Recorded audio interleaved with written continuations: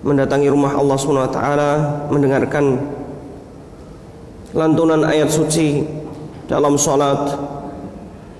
Kemudian kita juga diizinkan untuk berzikir dengan banyak-banyak memuji Allah Subhanahu wa taala serta menuntut ilmu Allah Subhanahu wa taala, sehingga semoga kita termasuk orang-orang yang diberkahi oleh Allah Subhanahu wa taala.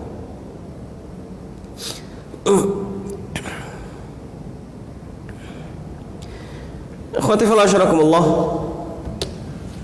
Pembahasan kita masih pada tabarruk, benar enggak? Moga-moga ini sesi terakhir ya. Akhwati fillah syarakumullah. Pada pertemuan yang lalu kita sudah bahas pembahasan tentang tabarruk, meminta keberkahan, dan tentang bagaimana keberkahan. Saya minta sore ini bisa dimatikan enggak? Dingin saya agak kurang sehat ini.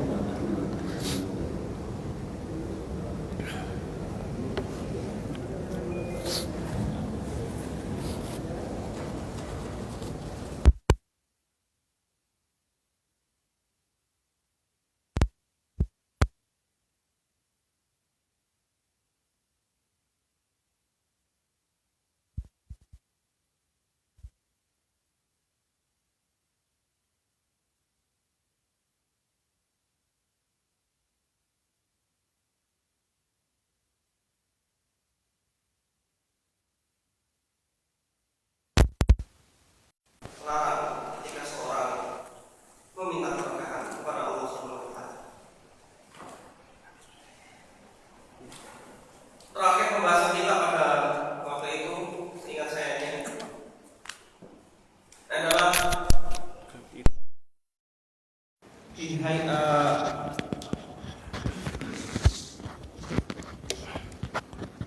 ini mic-nya banyak banget ya.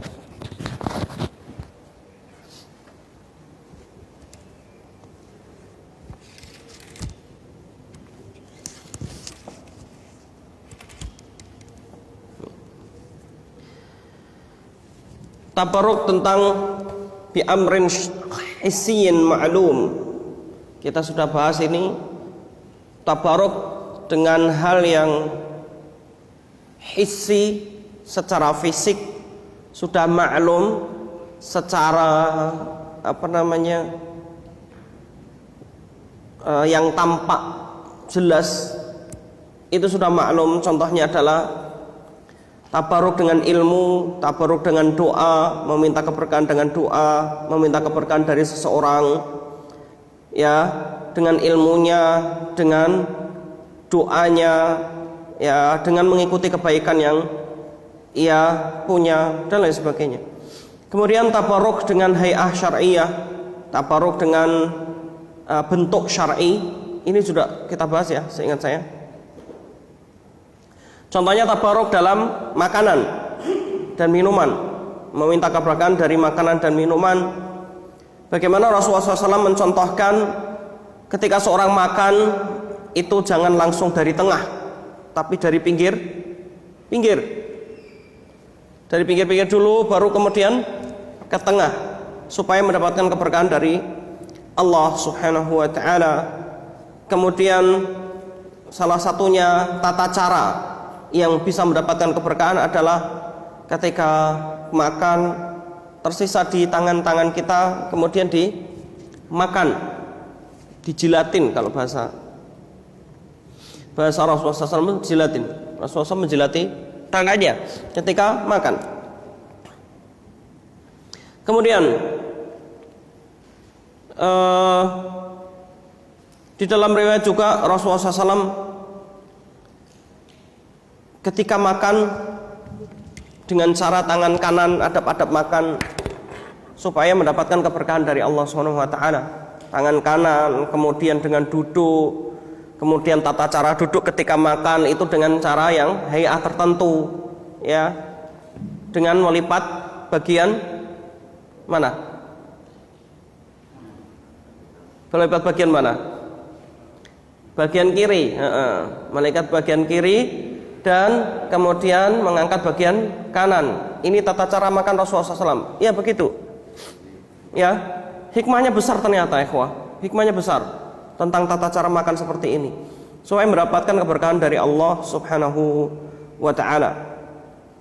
Baik, pada hari ini membahas tentang at-tabarruk bil amkinah, meminta keberkahan dari tempat-tempat tertentu secara syar'i. Disebutkan bahwasanya tempat itu mendapatkan keberkahan. Yang pertama, jemaah Allah Subhanahu wa Ta'ala, adalah tempat-tempat yang mendapatkan keberkahan dari Allah Subhanahu wa Ta'ala adalah yang pertama masjid.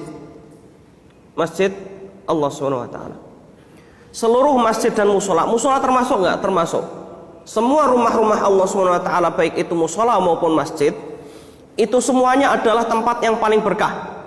Sehingga kalau disebutkan di dalam hadis Rasulullah SAW bahwasanya apa? Ahabbul biqa ilallahi, ya, atau ahabbul biladi ilallah. Dalam riwayat ahabbul biladi ilallah, ya, al masajid atau masajiduha, ya, wa abghaduha al aswaq. Atau riwayat yang lain disebutkan, ya, khairul biqa al masajid wa syarruha al aswaq. Sebaik-baik tempat atau sebaik-baik daerah, atau dalam riwayat yang lain disebutkan daerah yang paling disukai oleh Allah Subhanahu wa Ta'ala adalah masjidnya, masjid-masjidnya. Maka aneh sekali kalau orang itu lebih senang ke selain masjid daripada ke masjid. Harusnya lebih senang datang ke masjid, karena di dalam masjid itu mendapatkan keberkahan. Antum mau apa di masjid? Ya, mau antum duduk nunggu sholat dapat berkah? Duduk doang. Antum duduk doang, ya, menunggu waktu sholat itu mendapatkan berkah. Dalilnya apa? Hadis riwayat Muslim. Ya, disebutkan bahwasanya Rasulullah SAW bersabda, barang siapa, ya, yang memperbaiki wudunya, kemudian keluar rumahnya, tidak ada yang membuat dia keluar kecuali karena sholat, kemudian datang ke masjid, ya, kemudian disebutkan, dan dia akan terus dianggap seperti orang yang sholat. Artinya dia mendapatkan pahala sholat selama dia berada di masjid atau berada di tempat sholatnya. Madama fi musallahu, selama dia berada di musolanya. Maksudnya musola di sini adalah tempat sholatnya, maksudnya di masjid. Selama dia di masjid, dia tetap dianggap sholat. Contohnya seperti kita sekarang. Kita nggak nunggu waktu sholat, tapi kita sudah selesai sholat, ya, sudah selesai sholat kita. Tapi kemudian kita berzikir atau kita menuntut ilmu setelah sholat, itu bagian dari orang yang mendapatkan apa? Pahala sholat. Orang mendapatkan pahala sholat, ya, sampai kapan? Sampai dia pergi keluar dari masjidnya, ya. Ini masya Allah, ya, pahala yang besar. Nah, karena masjid secara umum, masjid itu mendapatkan keberkahan. Belum lagi disebutkan dalam hadis yang lain, ketika seorang berkumpul di masjid-masjid Allah Subhanahu wa Ta'ala, yatluna kitab Allah, di situ membacakan ayat-ayat Allah Subhanahu wa Ta'ala, kemudian wa yatadarasunahu bainahum, kemudian saling membacakan, saling mempelajari isi kandungan yang ada di dalamnya, atau saling mempelajarinya, ya, entah itu mempelajari isi kandungannya atau mempelajari ayat-ayatnya atau mempelajari cara membacanya. Intinya mempelajari Al-Quran. Maka kata Rasulullah SAW bagaimana? Maka dia akan mendapatkan keberkahan dari Allah SWT. Kemudian diberikan rahmat, kemudian malaikat-malaikat akan datang menaungi, dan lain sebagainya.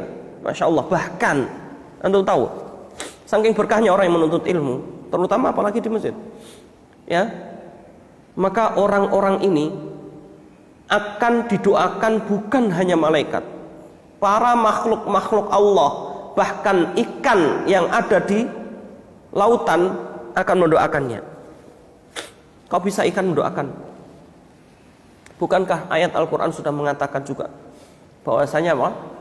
Hewan-hewan, bahkan tumbuhan-tumbuhan, bahkan bebatuan itu bertasbih kepada Allah Subhanahu wa ta'ala.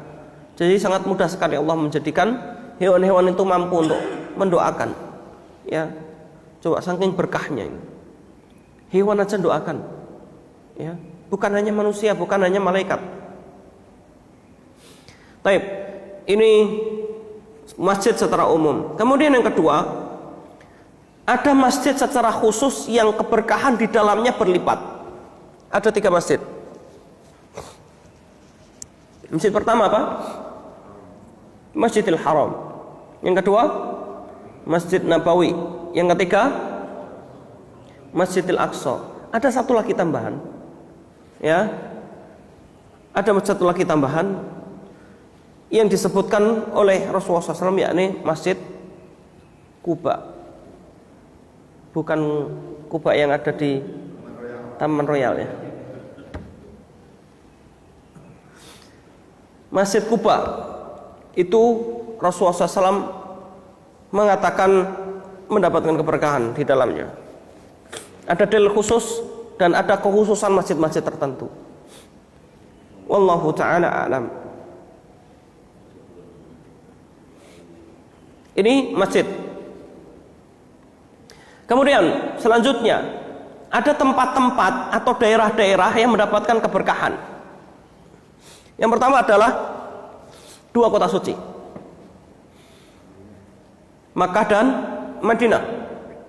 Maka barang siapa yang berbuat baik di dalamnya, berbuat baik, beramal soleh, antum di Mekah atau di Madinah, antum bersedekah, atau ada orang yang tiba-tiba kehilangan barangnya atau kehilangan uang, antum kasih, antum kehilangan berapa? Ya, $1.000, antum kasih $1.000 langsung, sumpama. Maka dia akan mendapatkan pahala berlipat-lipat.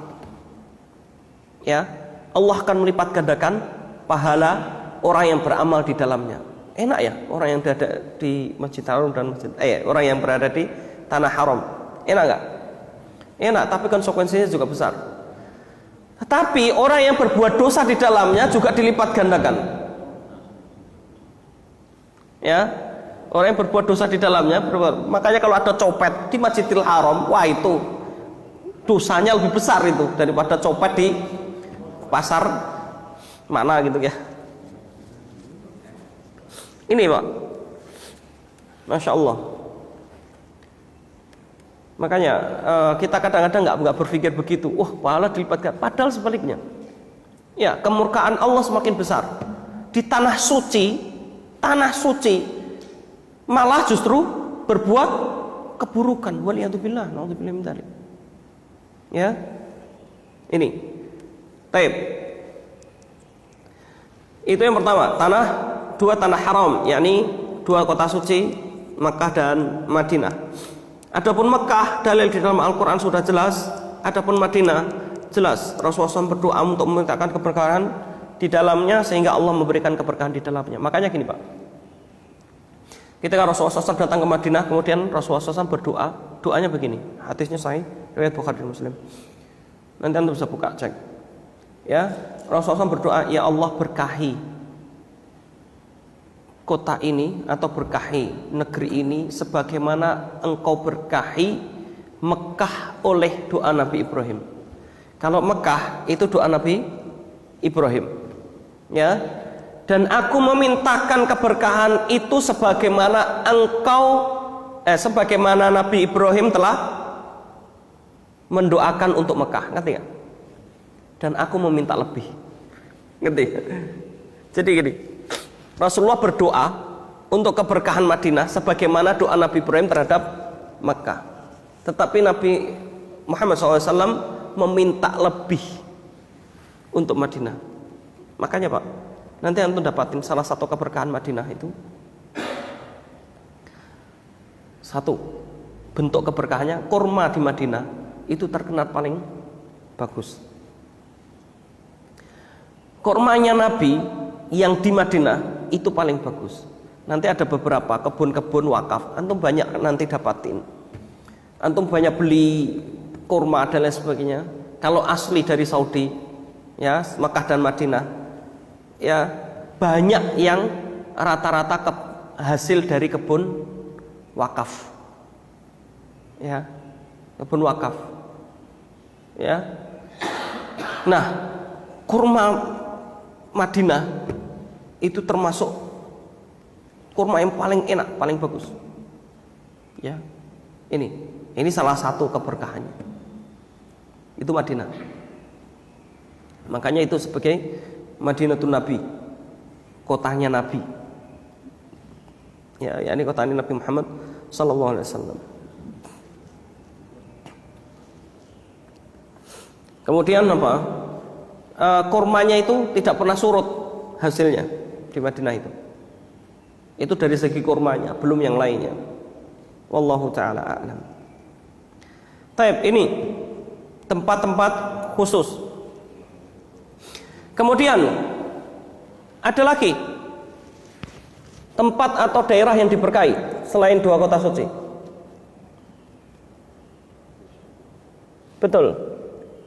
Yang kedua adalah negeri Syam. Negeri Syam. Syam itu 4 negara, ya, Palestina, Lebanon, Suriah dan Yordania. Itu negeri yang diberkahi. Dalilnya apa? Ayat Al-Qur'an, surat Al-Isra, nanti dibuka. Allah SWT berfirman, Subhanalladzi asra bi'abdihi laylan minal masjidil harami ilal masjidil aqsalladzi barakna haulah. Kata Allah SWT, Maha suci Allah Subhanahu wa ta'ala yang telah memperjalankan nabinya, hambanya, ya, dari Masjid Haram ke Masjidil Aqsa yang kami berkahi sekitarnya. Jadi Masjidil Aqsa itu yang diberkahi bukan hanya Masjid Nasr saja, tapi apa? Negeri sekitar Masjidil Aqsa. Yang dimaksudkan adalah negeri Syam.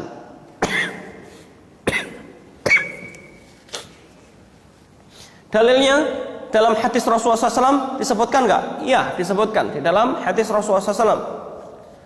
Ketika ada seorang yang bertanya kepada Rasulullah SAW, kemana? Ini hadis panjang terkait dengan tanda hari kiamat. Saya pernah sampaikan, ya. Kemana kita pergi kalau tidak Makkah dan Madinah? Karena Makkah dan Madinah tidak akan dimasuki oleh Dajjal.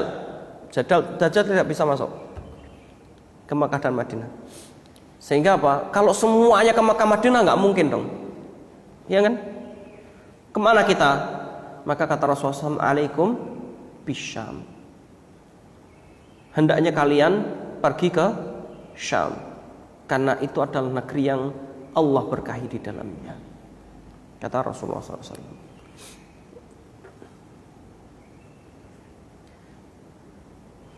Baik, sama sekalian Allah SWT, itu adalah tempat-tempat yang Allah berkahi di dalamnya. Selanjutnya adalah at-tabarruk bil at-ta'imah. Ya, meminta keberkahan dengan makanan. Meminta keberkahan dengan makanan atau kepada Allah dari makanan. Ada beberapa jenis makanan yang di dalam hadis, ya, ataupun di dalam Al-Qur'an disebutkan bahwasanya itu adalah buah yang diberkahi atau makanan yang diberkahi. Dalilnya apa? Al-Quran dan Sunnah. Ya, sebagaimana disebutkan, yang pertama adalah hadis Rasulullah SAW mengatakan, "Kulu zaita waddahinu bih, fa innahu min syajaratin mubarakah." Kata Rasulullah SAW, makanlah buah zaitun. Buah zaitun pernah makan enggak? Udah pernah makan? Minyaknya aja. Buah zaitun itu kalau rasa mungkin agak kurang ya, tapi itu berkah. Karena di dalam beberapa riwayat buah zaitun itu mengobati banyak penyakit. Nanti buka kitabnya Ibnu Qayyim al-Jauziyah rahimahullah tentang kedokteran Nabi. Ya, makanya Rasulullah SAW itu makan buah zaitun.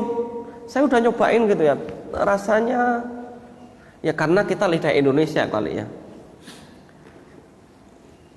lebih ke arah sepet-sepet gitu, tapi ya gitu, ke arah sepet. Tahu sepet ya? Buah zaitun. Jenisnya macam-macam ya.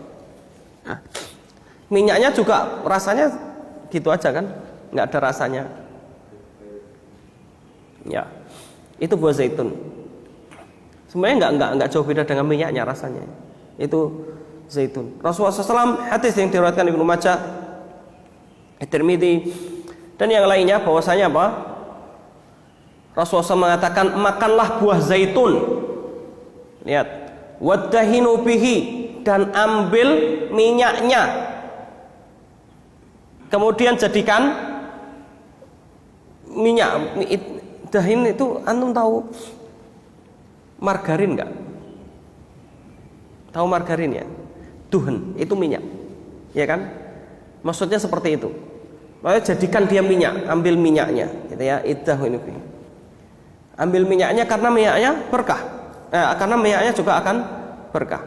Dalilnya banyak ya. Ayat ini hadis, bukan saya sebutkan hadis dulu, tapi di sini yang menunjukkan secara langsung itu hadisnya. Maka disebutkan fa innahu min syajaratin mubarakah, karena buah zaitun itu dari sebuah pohon yang diberkahi.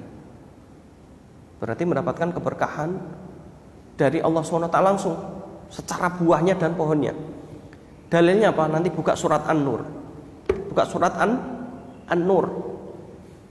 Ya. Allah berfirman, Allahu nurus samawati wal ard, mathalu nurihi kamishkatin fiha misbah, al misbahu fi zujajah, az-zujajatu ka'annaha kawkabun durriyun. Ya. Tukhadu min syajaratin mubarakah, zaitunatin la syarqiyatin wala gharbiyah. Ya, takatu zaituha yudhi. Ya, walau lam tamsal sunau, nurun ala nur. Ya, ini panjang ayatnya. Nah, intinya di situ apa? Allah SWT tukhadu, ini yang saya ingin istidlalnya. Tukhadu min syajaratin mubarakah,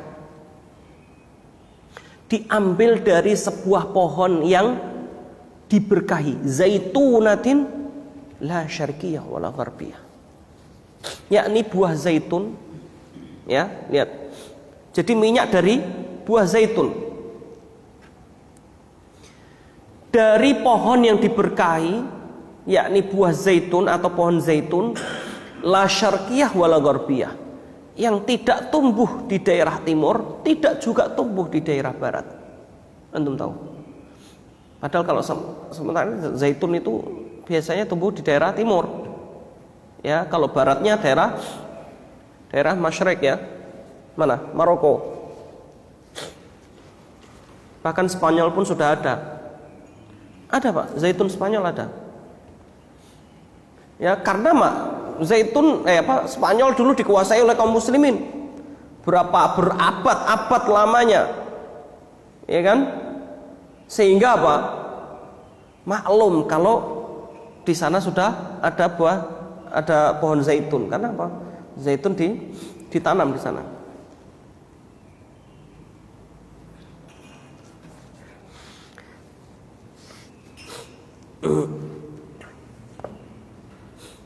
Ini zaitun. Baik, kemudian berkaitan dengan makanan atau minuman yang diberkahi oleh Allah SWT, yang kedua adalah al-habbatus sauda.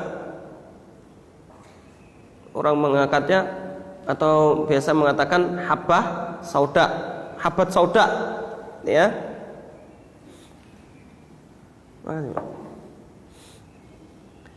Habbat sauda Kenapa habbatu sauda diberkahi? Rasulullah yang mengatakan itu. Kata Rasulullah SAW, al-habbatu sauda syifa'un min kulli da. Habbat sauda itu obat dari seluruh penyakit, illasam, kecuali mati. Ya, kalau mati nggak ada obatnya. Ya.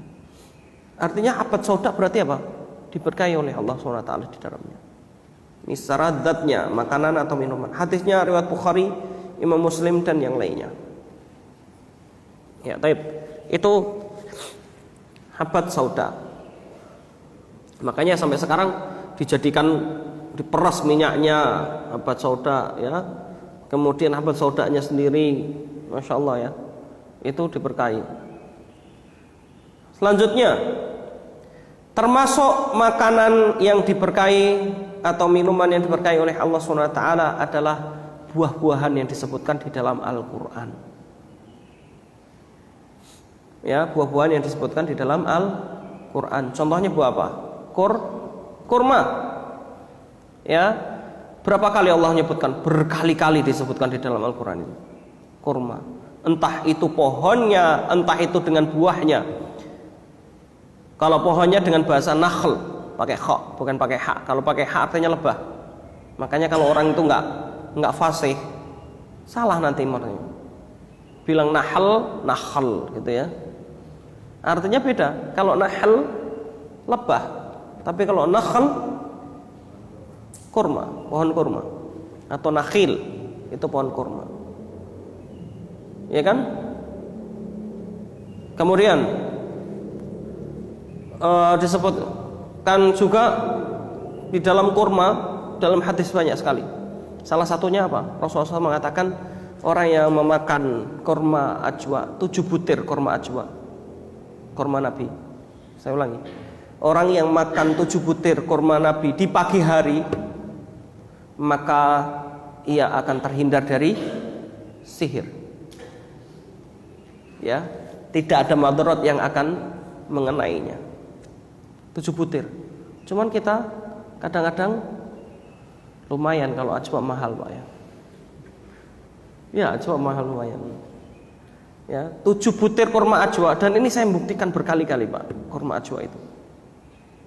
Ini terutama kurma ajwa ya. Enggak dapat kurma ajwa, kurma aja boleh-boleh aja.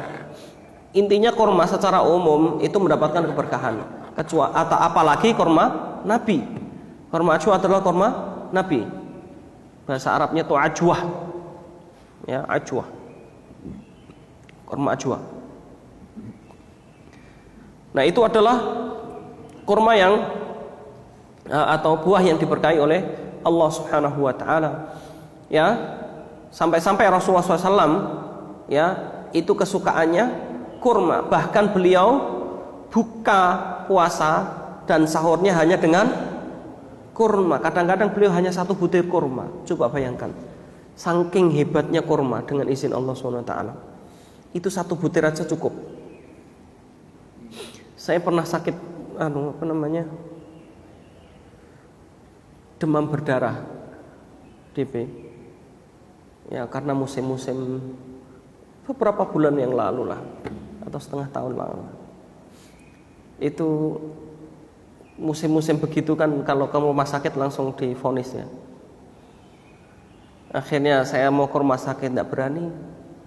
Ya udah, kata istri saya, aku trauma katanya. Trauma, diisolasi itu trauma. Maka kemudian kalau masih kuat di rumah aja. Saya juga di rumah aja. Udah nggak kuat, berdiri juga udah nggak kuat. Panasnya tinggi sampai keluar darah dari hidung. Kemudian saya bilang, udah, apapun yang terjadi saya di sini nanti dirawat aja, saya bilang gitu. Kalau saya mati di sini udah, pokoknya dirawat aja. Udah nggak kuat saya, udah nggak kuat. Kemudian kita disediain apa namanya, jus jambu merah dan lain sebagainya. Tapi salah satu yang membuat kekuatan super, dan demi Allah tadinya tuh nggak kuat, tuh sudah nggak. Terus saya bilang, istri saya cuma bilang, mau makan apa? Nggak ada yang masuk makanan, nggak bisa masuk. Kemudian saya minta, itu ada sisa kurma ajwa tuh, bawa aja sini. Bawa, saya makan. Saya cuma makan berapa butir ini. Terus kemudian nggak kuat, terus tak paksain sampai 7 butir. Dengan izin Allah SWT itu kayak booster banget kekuatan. Demi Allah, saya merasakan. Saya hanya berdoa bismillah, dengan kurma ini berikan saya kesembuhan. Kemudian insya Allah langsung tuh kuat banget. Kuat banget. Tadinya nggak begitu, masya Allah, tadi lemah, bisa duduk bisa duduk. Terus saya ngerasain seger, nggak seperti sebelumnya. Seger ya, itu masya Allah, kurma ajwa. Itu berkali-kali. Ya, makanya pantas Rasulullah SAW itu mengatakan 7 butir kurma ajwa tidak akan terkena sihir. Biasanya Pak, nanti Anda bisa buka tentang ayat hadis-hadis tentang sihir dan hadis-hadis tentang ruqyah.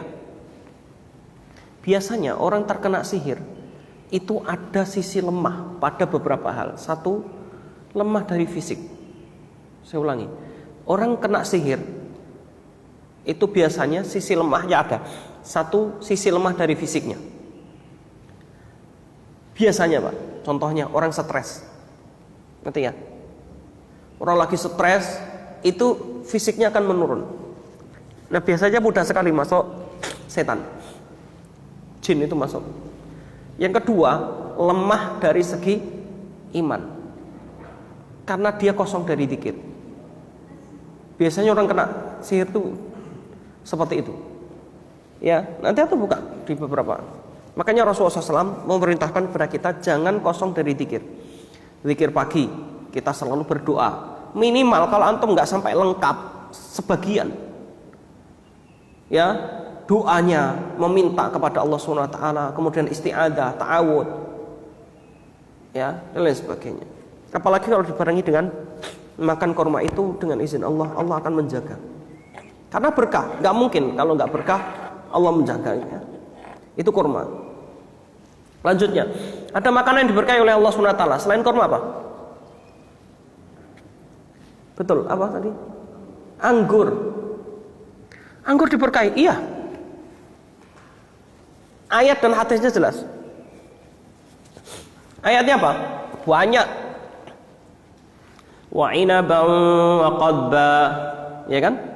Inab itu anggur. Ya. Berapa kali Allah SWT mengatakan itu di dalam Al-Quran? Banyak. Baik anggur dalam kondisi basah maupun anggur dalam kondisi kering. Dan kelebihan anggur begitu banyak sekali disebutkan oleh Rasulullah SAW. Salah satu buah yang paling disukai oleh Rasulullah SAW adalah anggur. Jadi kalau ada orang yang nggak suka anggur, ini berarti nggak suka kesukaan Rasulullah. Saya menceritakan Anas bin Malik. Anas bin Malik itu gara-gara Rasulullah SAW seneng, suka makan sesuatu, itu Anas bin Malik jadi suka. Anas bin Malik itu dari kecil itu kan berkhidmah kepada Rasulullah SAW 10 tahun kurang lebih. Berkhidmah itu menjadi pembantunya Rasulullah SAW dari sejak kecil. Karena waktu datang ke Madinah, ibunya hanya bilang gini, ya Rasulullah, saya tidak punya apa-apa untuk aku berikan kepadamu. Orang-orang punya harta bisa memberikan kepadamu harta, tapi saya tidak punya apa-apa. Tidak ada sesuatu yang paling berharga di dalam diriku. Tidak ada sesuatu yang berharga bagiku kecuali anakku ini, yakni Anas bin Malik, masih kecil waktu itu. Ya, kemudian aku berikan anakku ini untuk berkhidmah kepadamu. Kemudian menjadi pembantunya Rasulullah SAW selama 10 tahun. Selama itu juga kan Anas bin Malik sering diajak oleh Rasulullah, ya kemana-mana diajak kayak anaknya. Hingga suatu ketika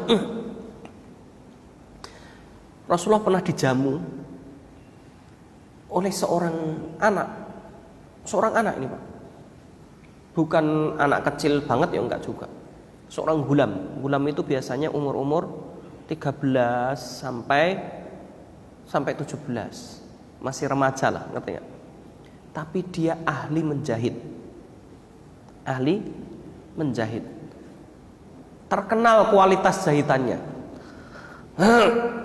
Kemudian sampai hingga suatu ketika diminta oleh penjahit ini untuk datang ke rumahnya. Karena apa?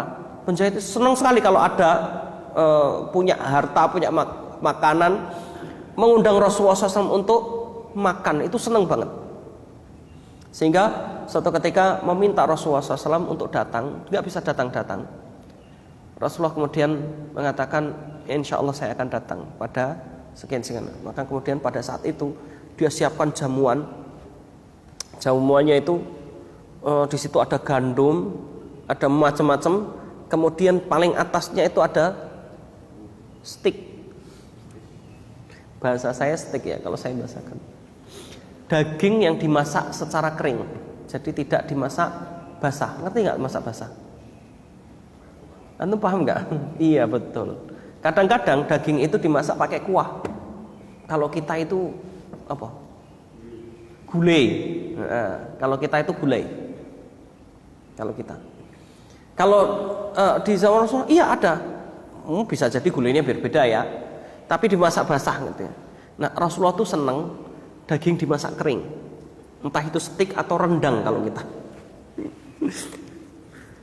Atau apa namanya, dendeng lah, pokoknya dimasak kering ya. Steak kering itu kan kering ya, nggak ada kuah-kuahnya gitu. Rasulullah tuh begitu melihat itu, yang pertama kali beliau ambil ya, salah satunya itu adalah itu daging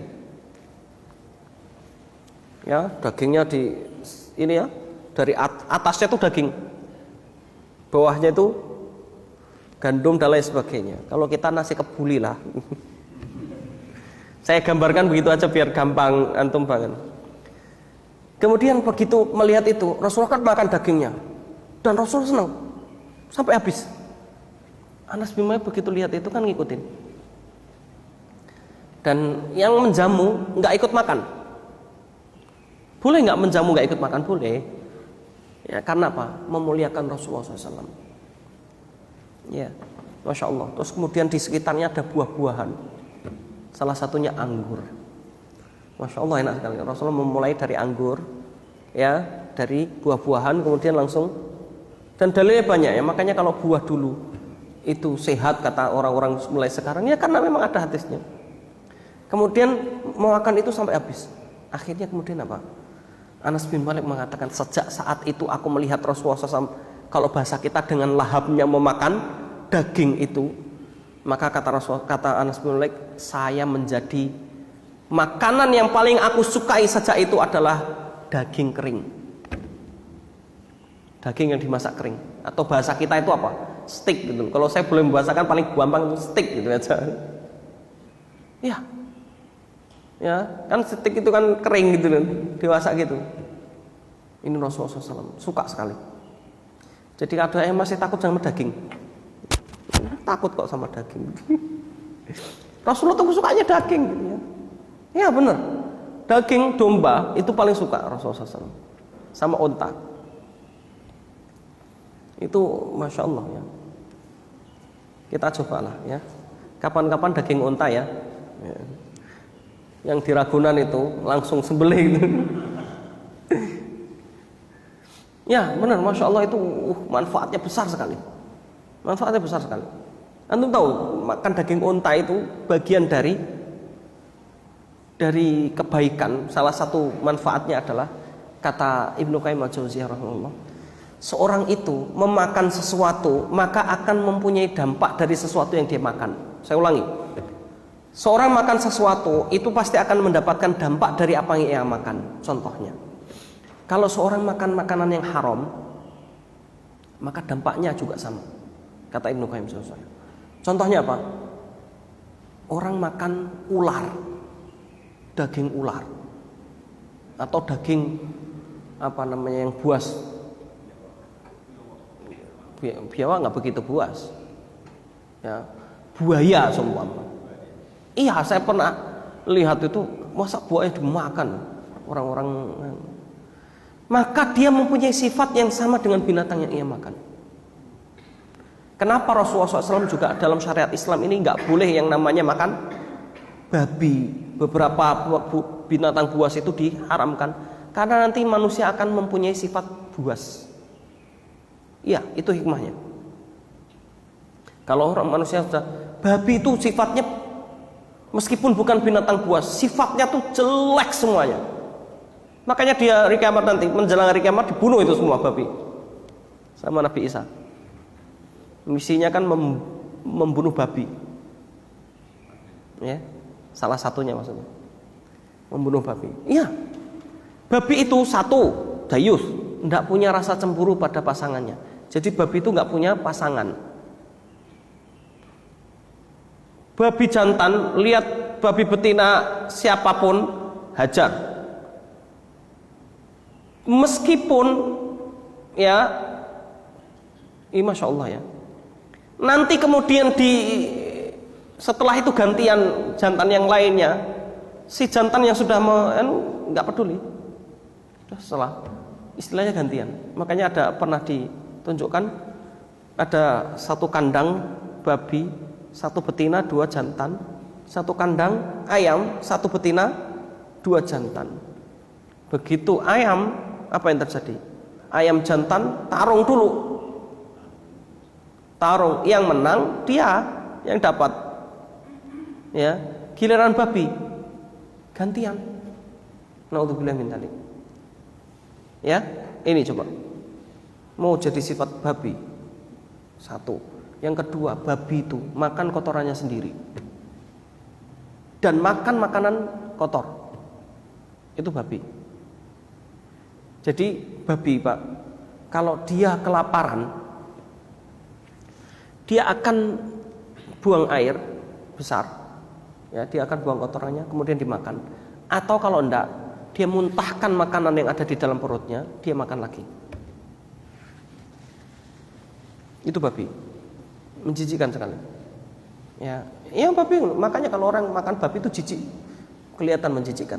Orang kalau makan babi itu, ya, babi itu nggak bisa disembelih juga, ya kan? Nggak punya leher. Ya, coba binatang menyusui tapi nggak punya leher, kan aneh ya. Ini ya babi. Waliyadzubillah. Pokoknya banyak sekali. Makanya Ibnu Qayyim mengatakan sifat manusia bisa seperti binatang, apalagi jika dia memakan binatang-binatang tersebut. Ya. Maka kalau onta, itu yang disebutkan Ibnu Qayyim itu salah satu yang hewan yang bagus adalah onta. Onta itu punya sifat yang baik. Satu, onta itu terkenal dengan apa? Binatangnya apa? Penyabar, Pak. Onta itu binatang penyabar, Pak. Antum nyembelih onta, nggak usah seperti nyembelih sapi. Antum nyembelih sapi gimana? 1, 2, 3, brok sampai jatuh gitu ya. Enggak, onta enggak. Dielus, dia nanti turun, sembelih, selesai. Itu onta. Ya nggak pasrah juga maksudnya. Iya, maksudnya dia dan dia nggak takut gitu loh. Kalau sapi itu lebih berat lah pokoknya. Itu onta. Onta itu binatang penyabar. Diajak jalan sampai berbulan-bulan, ya, meskipun dia kondisi kelaparan sekalipun dia tetap jalan. Kemudian dia punya sifat yang kuat fisiknya. Perjalanan yang begitu jauh berbulan-bulan bahkan tahun, kuat dia. Ya. Hanya satu sifat jelek yang disebutkan oleh Rasulullah SAW yang ada pada onta. Rasulullah hanya mengatakan, jika kalian minum, jangan minum seperti onta. Itu doang. Ya pasti yang namanya binatang pasti ada sifat jeleknya, ya, nggak mungkin. Tapi dengan itu maka orang itu akan berdampak kebaikan. Apa? Kalau makan daging onta itu cenderung akan mendapatkan dampak positifnya, ya, itu sabar, kuat, ya, menghadapi masalah lebih kuat, ya. Kalau minum unta gimana kalau minumnya unta? Bukan banyak. Kalau banyak boleh Pak, antum minum banyak juga boleh, selama tidak kebanyakan. Ya, antum haus sekali minum banyak nggak apa-apa, selama tidak kebanyakan. Ya nggak boleh itu pokoknya yang berlebihan. Unta tuh kalau minum nggak pakai jeda Pak, nggak pakai jeda. Antum kasih 1 ember, diminum langsung glok glok glok glok, nggak ada jedanya, ngerti nggak? Kalau kita kan ada jedanya, minum kemudian berhenti dulu, minum berhenti dulu, kan gitu. Unta nggak sampai habis langsung. Itu unta. Makanya Rasulullah melarang orang minum seperti unta. Baik. Kemudian buah-buahan yang lainnya yang ada di dalam Al-Quran banyak ya. Buah tin contohnya. Buah tin, karena Allah SWT sampai bersumpah dengan tin. Rasulullah juga menyebutkan tentang keistimewaan buah tin.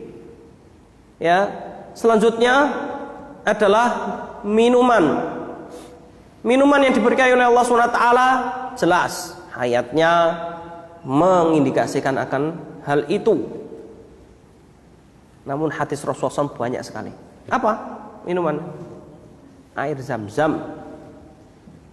Air zam-zam saja yang sudah jelas-jelas dapat pengakuan.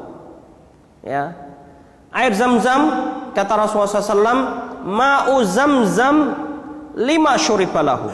Hadis Rasulullah SAW. Yang lain kemudian disebutkan ma'u zam-zam mubarakatun. Ya, innaha ma'u zam-zam mubarakatun, innaha ta'amu tu'am, kata Rasulullah SAW. Air zam-zam itu diberkahi dan sesungguhnya dia adalah makanan orang yang memakan atau sebaik-baik makanan. Kemudian di hadis yang lain, ma'u zam-zam lima syuribalahu, air zam-zam bagi siapa yang meminumnya. Ngerti nggak maksudnya? Makanya antum bisa nanti lihat Imam Bukhari ketika minum air zam-zam berdoa sebelum minum air zam-zam.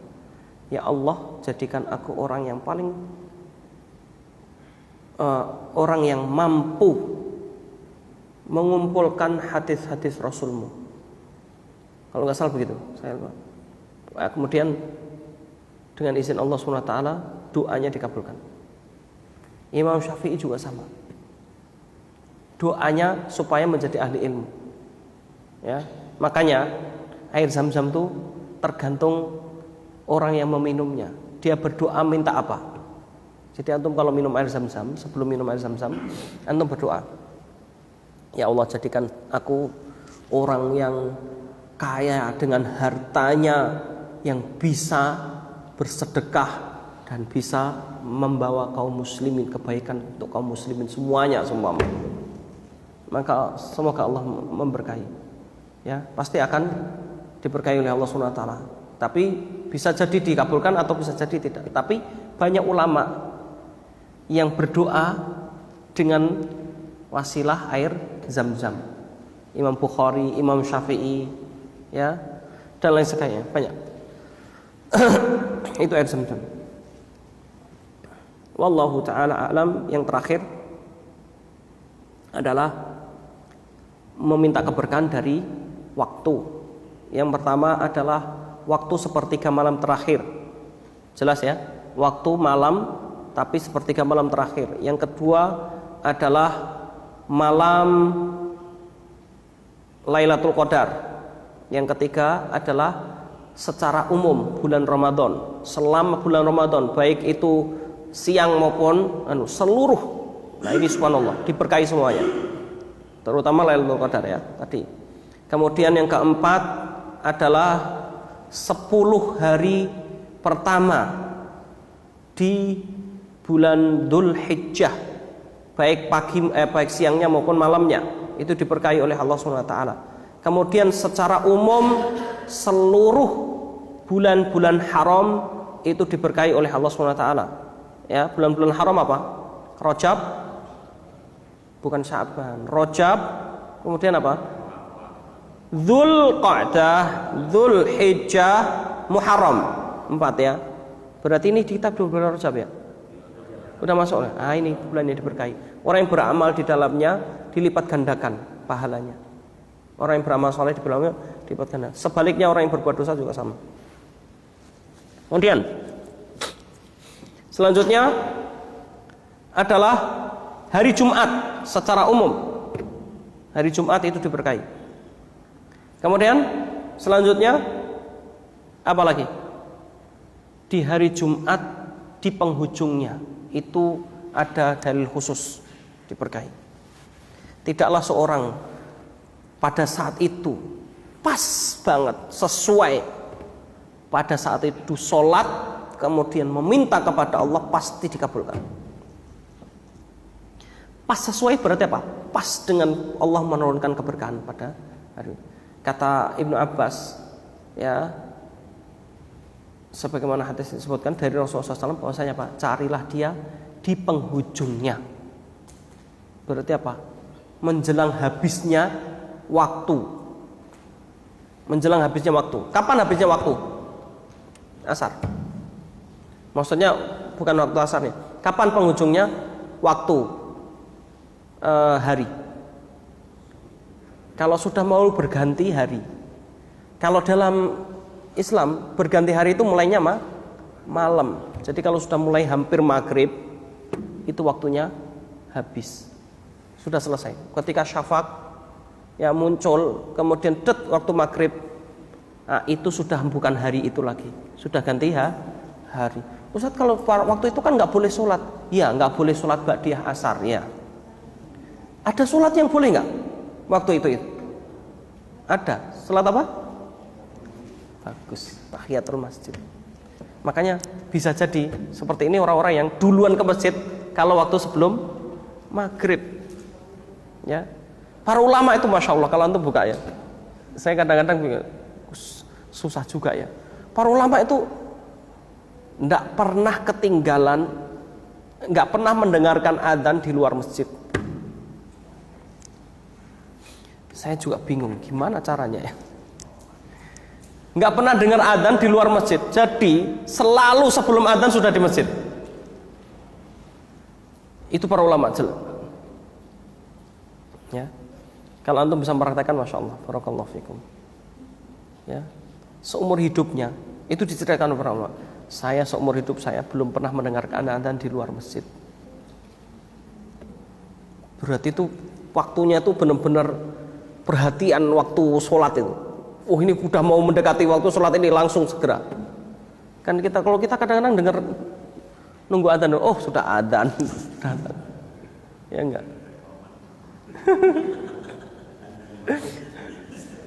Saya tadi coba berangkat ini rewel udah. Wah saja dari kelamaan dari itu. Kadang-kadang begitu. Godaannya ada saja gitu ya. Kalau rewel masalah nangis ya masya Allah ini barakallahu fihi, moga-moga Allah berkahi anak saya ini. Masya Allah rewelnya tuh satu kampung dengar mungkin kalau nangis. Jadinya saya aduh daripada ganggu saya aja langsung. Itu ya, itu masya Allah. Makanya telat tadi saya mohon maaf ya. Nah, itu kadang-kadang kita susah. Itu para ulama itu kok bisa gitu ya. Nggak pernah dengar adzan di luar masjid. Iya, banyak yang menceritakan. Imam Nawawi contohnya. Ya. Banyak para ulama yang lainnya. Ya. Itu bayangkan, itu berarti dia waktunya tuh sudah dihitung.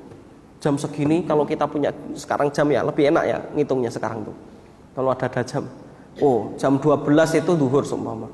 Maka dia sudah datang jam setengah 12. Dia nunggu.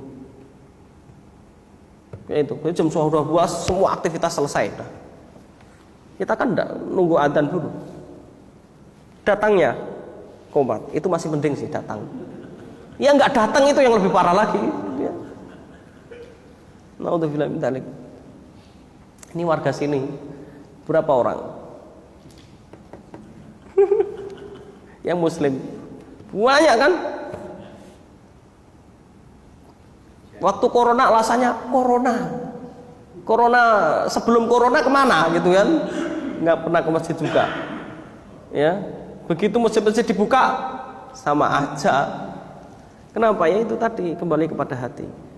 Ya, wallahu ta'ala a'lam. Semoga Allah memberkahi kita semuanya.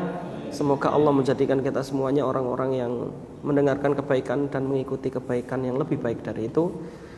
Dan semoga Allah SWT jadikan kita semuanya orang-orang yang memasuki surganya kelak, ya, dan terhindar dari api neraka dan terhindar dari azab kubur. Saya mau nasihatkan pada diri saya dan pada jemaah, jangan pernah bosan berdoa dan mendoakan. Doa untuk diri dan doakan teman-teman, doakan orang lain, doakan saya juga. Ya, saling mendoakan, karena itu salah satu yang mendatangkan rahmat dan keberkahan dari Allah SWT. Doa seorang muslim kepada muslim yang lain yang tidak diketahui itu mustajab. Contohnya saya mendoakan Pak Anwar, katakanlah saya mendoakan Pak Anwar nggak tahu kalau saya mendoakan beliau, maka mendapatkan keberkahan tentunya dan akan makbul, mustajab, ya. Dan itu pasti kembali kepada yang berdoa. Semoga Pak Anwar mendapatkan rezeki yang diberkahi seumpama. Maka itu kembali kepada saya yang mendoakan. Paham? Itu. Dan antum lihat kehidupan para sahabat dulu itu saling mendoakan pasti. Antum bayangkan. Masya Allah ya, kehidupan yang indah. Itu semoga bermanfaat. Saya akhiri. Ada pertanyaan? Oh ya, silakan. Waalaikumsalam warahmatullahi wabarakatuh.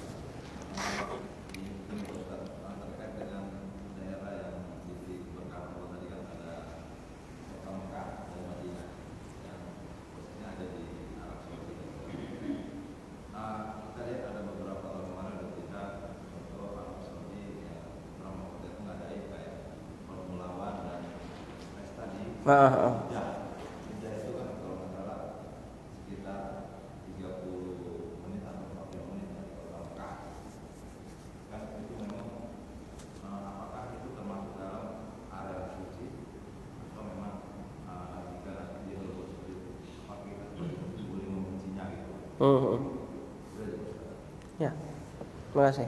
Jazakallah khairan. Jeddah tidak termasuk dari batasan tanah suci, Pak. Tidak. Dua kota suci itu Makkah, Madinah, ada batasannya, ada batasannya, ada tulisannya. Itu orang kafir nggak boleh masuk. Dua kota suci itu orang nggak boleh masuk, orang kafir nggak boleh masuk. Kalau Jeddah, kenapa di sana ada bandaranya? Iya nggak? Karena kan umum. Makanya di sana orang kafir pun ada di Jeddah. Ada, teman saya ada yang di Jeddah. Ya, saya ingat saya di Jeddah. Itu ada, ya umum kan, Saudi tetap membuka peluang bagi orang masuk kan. Tapi untuk dua kota suci nggak ada orang kafir masuk. Makanya pegawai semua yang ada di dua kota suci, bahkan pembangunannya itu semua orang muslim. Rata-rata ngambil dari mana? Pakistan, Bengali, Bangladesh, ya, dan lain sebagainya biasanya. Pegawai-pegawainya, ya, itu. Nah, kalau ada kemaksiatan, mungkin seperti yang disebutkan itu, ya memang saya tidak memungkiri di Arab Saudi tidak apa ya, murni total nggak ada kemaksiatan, enggak juga. Artisnya ada nggak? Antum tahu nggak? Oh, saya pernah nonton TV Saudi. Ada artisnya, penyanyinya ada juga. Iya, saya nggak memungkiri. Ada yang memungkiri? Oke, iya. Makanya Saudi tidak murni nggak ada kemaksiatan sama sekali, enggak juga. Ada kemaksiatan. Cuman kok diam aja? Enggak. Ulamanya sudah mengingatkan, ya terus mengingatkan. Tapi kan ulama bukanlah seorang punya power semuanya, enggak. Ya, manusia dimanapun manusia itu ada yang berbuat maksiat. Boleh kita membenci kemaksiatan, oh harus kita membenci kemaksiatan dimanapun. Kita lihat di jalanan ada kemaksiatan, kita diam aja, minimal kan apa? Benci. Kalau bisa kita cegah. Kalau nggak bisa, kita minimal tuh benci, itu minimalnya. Kalau nggak benci sama sekali, malah ikut. Nah, ini perlu dipertanyakan keimanannya, kan begitu. Gitu loh, tetap ya. Saya tidak memungkiri memang ada. Ya. Di negeri-negeri kaum muslimin yang di situ ada kemaksiatan, iya. Makanya saya bilang di Saudi itu kan ada pencuri, ada copet, iya. Tapi kan nggak kena, ngerti nggak maksudnya? Ya kayak di Indonesia lah, mencuri gitu ya. Dia nggak ketangkep, ya mosok terus mana mosok di Masjidil Haram ada pencopet gitu. Iya. Namanya manusia, ada yang berbuat maksiat di mana aja gitu loh. Ngerti nggak? Jadi ya Allah alam suwab. Yang jelas ya moga, kalau 2 kota suci insya Allah di situ kebijakannya sangat ketat sekali, nggak ada orang kafir masuk, nggak ada orang kafir masuk. Ya, sudah dicek, nggak ada yang boleh masuk kota Madinah. Ada batasannya tuh, ada penjaganya juga. Ya itu dari saya. Ada lagi? Kalau nggak ada kita akhiri perjumpaan. Silakan.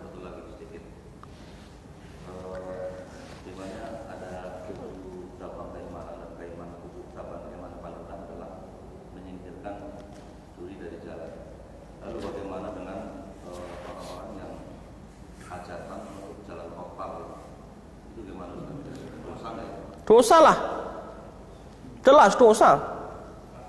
Mengganggu hak jalan itu dosa. Jangankan saya bilang gitu. Jangankan cuman ganggu itu. Antum, ya, antum di jalanan antum parkir mobil sampai mengganggu jalan. Ya, kalau aturan Indonesia boleh parkir mobil di pinggir jalan selama tidak mengganggu. Antum pernah lihat nggak pasalnya? Saya pernah lihat pasalnya waktu ujian SIM. Gara-gara ujian SIM jadi saya tahu semuanya itu pasal-pasal. Ya boleh orang itu aturan di Indonesia sesuai dengan aturan tentunya ya. Kalau nggak mengganggu nggak apa-apa. Tapi kalau sampai mengganggu, udah jalanan sempit parkir lagi pinggir jalan. Itu aja dosa. Antum ganggu hak jalan, contoh, antum bikin pagar. Pagarnya dimajuin sampai ke jalan. Memakan badan jalan. Itu dosa. Itu ya. Iya, saya tadi malam juga gitu, kena macet di Cepete. Orang hajatan. Ini tumben-tumbenan ada apa? Sampai rumah jadi kemalaman, saya jengkel juga kalau kayak gitu ya. Astaga. Iya, hajatan sampai rame-rame sampai kayak orang Masya Allah, ada mercon kenceng itu. Merconnya bukan sekali 2 kali ya, berkali sampai antum tahu nggak? Sampai jalanan itu nggak kelihatan. Demi Allah, jalanan tuh nggak kelihatan. Asap semua. Nggak kelihatan sampai kita pelan-pelan sekali ya, macet ya. Udah gitu kita udah macet.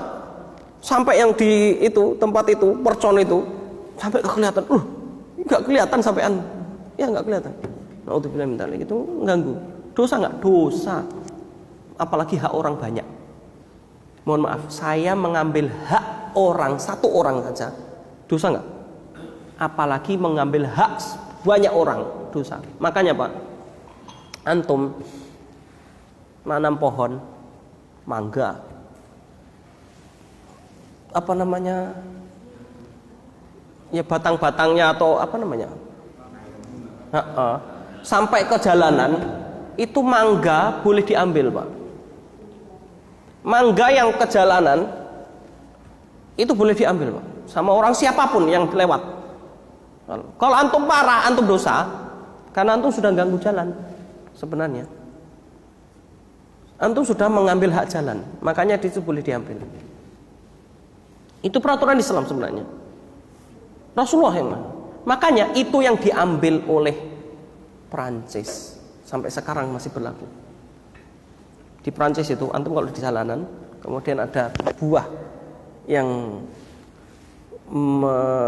mengarah ke jalan, antum ambil nggak akan dimarahi. Ya karena peraturan. Loh, nyata Pak. Zaman itu Prancis itu mengambil dalam perang dunia ya. Prancis itu mengambil gelondongan aturan Islam dari kaum muslim, diambil ke Prancis gelondongan. Makanya banyak sekali peraturan-peraturan di sana yang ikut peraturan Islam. Anehnya Indonesia ngambil gelondongan dari Belanda. Itu aneh sekali. Negeri kaum muslimin malah iya, ngambil dari Belanda. Ini aturan Belanda, antum tahu. Mulai dari lalu lintas semua banyak aturan Belanda. Itu naudzubillah. Prancis itu padahal ngambil dari kaum muslimin. Iya, nggak percaya antum, coba antum. Kalau ada rezeki melancong ke Prancis gitu ya, ngajak-ngajak saya juga nggak apa-apa. Ya, itu boleh Pak. Iya, saya tahu dari dari beberapa vlognya orang-orang itu tentang Prancis. Saya pengen tahu literatur Prancis karena Prancis ini paling termasuk populasi kaum muslimin banyak. Sudah lumayan banyak sekali. Sudah sampai berapa? 40 atau sekian persen dibandingkan negara Eropa yang lainnya. Dan banyak imigran. Dan dia paling welcome terhadap imigran itu Prancis. Ya, meskipun masih ada yang namanya diskriminasi jilbab, itu masih ada. Tapi sana itu kaum musliminnya banyak. Saya pengen tahu karena dulu Prancis itu termasuk negeri yang sudah dikuasai kaum muslimin. Sebagian besar Prancis. Bahkan Italia itu sampai Sisilia, saya udah pernah cerita ya. Sisilia itu sudah masuk negeri kaum muslimin, Sisilia. Biasanya kalau sudah masuk negeri kaum muslimin, itu pasti ada bekas-bekasnya. Banyak. Nah, termasuk Prancis banyak sekali sudah. Makanya di sana ada perpustakaan terbesar di dunia, di Prancis. Itu termasuk ada buku-buku kaum muslimin yang ada di sana. Tapi itu perpustakaan tertutup, nggak ada yang bisa masuk kecuali orang-orang tertentu. Yang cerita ini dosen saya dulu, ya, salah satu dosen kami dulu, ya, namanya siapa? Saya agak lupa saya, karena ngajar saya cuma sebentar aja, terus beliau udah uzur terus kemudian pulang. Nah, beliau itu pernah mencari manuskrip ya dalam usul fikih, karena beliau meneliti usul fikih. Itu nggak dapat, di mana-mana nggak dapat, karena padahal di dalam literatur para ulama disebutkan di situ kitabnya, tapi tidak sampai, nggak ada yang sampai dicetak. Akhirnya beliau sampai bingung kan. Namanya Dr. Khotam, ya saya masih ingat. Dr. Khotam, orang Sudan aslinya. Akhirnya mencari-cari, kemudian dapat itu tadi kabar bahwasanya di Prancis ada. Maka kemudian dia datang ke sana, sampai neliti itu, sampai makanya bukunya beliau dipakai menjadi kurikulum di Saudi, Dr. Khotam ini. Kemudian sampai di sana, dia singkat cerita dapat izin masuk, tapi nggak boleh membawa alat tulis dan alat komunikasi apapun kalau masuk. Maka beliau caranya gitu, tahu, dihafal. Begitu masuk, tapi Dr. Khotam, masya Allah ya, cerdasnya bukan main. Dia sekali lihat aja hafal dia. Begitu masuk, dia hafalin, dia cari manuskrip itu dapat. Manuskrip yang dia cari itu dapat. Begitu dapat, beliau hafalin satu buku itu, karena manuskripnya besar bukunya. Dia hafalin. Itu dia datang setiap beberapa, pokoknya setiap hari atau bagaimana, dia hafalin. Kemudian begitu dia hafalin, khawatir lupa, maka kemudian begitu dia keluar, kalau dia tulis. Dia dapat, akhirnya dapat penghargaan. Lulusan Madinah kalau nggak salah atau mana, tapi beliau masya Allah ya, orang Sudan aslinya. Udah uzur, nggak tahu masih ada apa pula. Ya zaman itu aja udah uzur sekali beliau. Ya Dr. Khotam, Masya Allah ya, ini doktor usul fikih. Ya. Dan banyak buku-buku kaum muslimin yang dulu di waktu perang salib itu diambilin. Ya.